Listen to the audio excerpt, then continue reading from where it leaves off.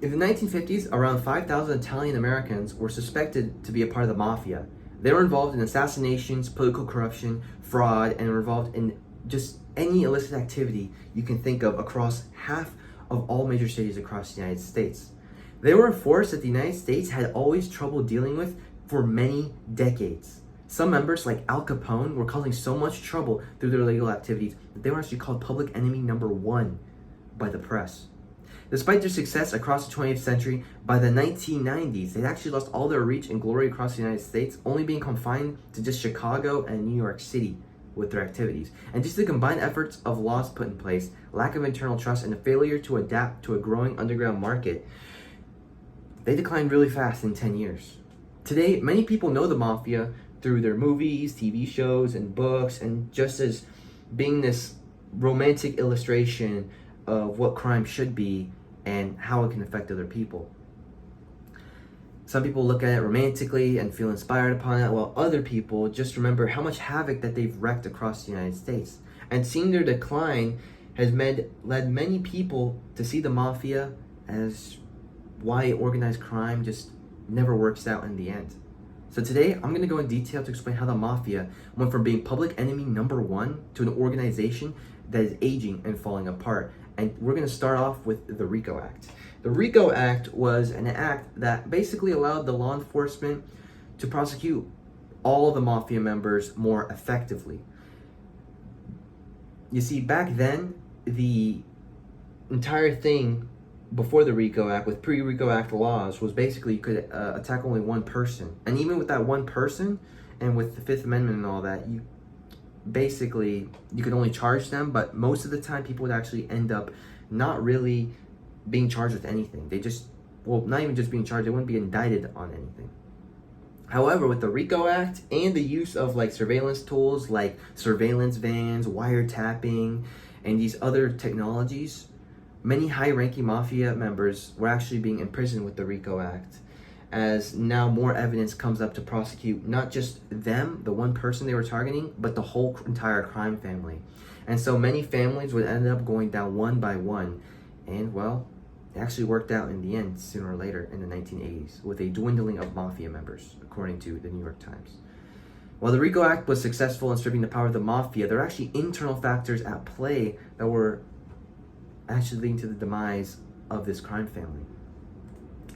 It was actually being an informant for the FBI or any other police agency. You see, the mafia had always gone under the Code of Omerta, which prohibited members with working with the law and ratting out other members to the police. However, in the 1980s, they would start actually cooperating for lighter sentences. See, the RICO Act had actually caused many members to be scared, and they realized that their time was up. So they would start collaborating with the law enforcement in exchange for lighter sentences. A big blow then actually came with these two people. You see, here is Sammy the Bull Gravano. Sammy the Bull Gravano was a right-hand man for one of the powerful bosses at the time, John Gotti. And John Gotti was a big figurehead in illegal crimes. He testified against his boss, and he testified with the cooperation of others in indicting his boss and several other people, bringing down one of the most biggest crime families just from one singular person ratting out on the entire family. They would end up all going to jail. And same with Henry Hill. Henry Hill ratted on his crime family, and that ended up bringing down at least 5 other people. And these are just a couple of examples that led to the demise of the mafia, with a lot of paranoia and a lack of trust amongst its members. Many future members would actually not really end up going to the mafia or trying to rank up. They would actually end up leaving.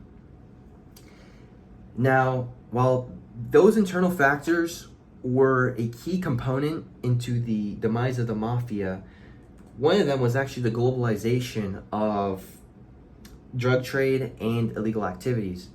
You see, as the world economy globalized, the mafia faced newer competition from newer and more strict organized crime groups such as the Russian mafia, the Latin American drug cartels, and the Chinese crime syndicates.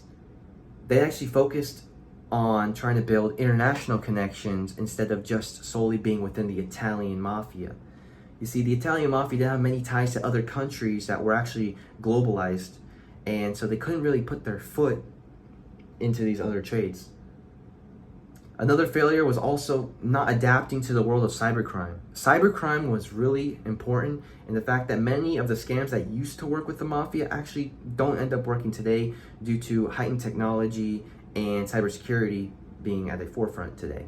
So many of the mafia members were not able to really know how to commit crimes digitally, and they were not able to know how to rack enough money digitally. So they ended up really just diminishing in power when it came to just the world of cybercrime and the world of scamming, as they just aren't anything anymore.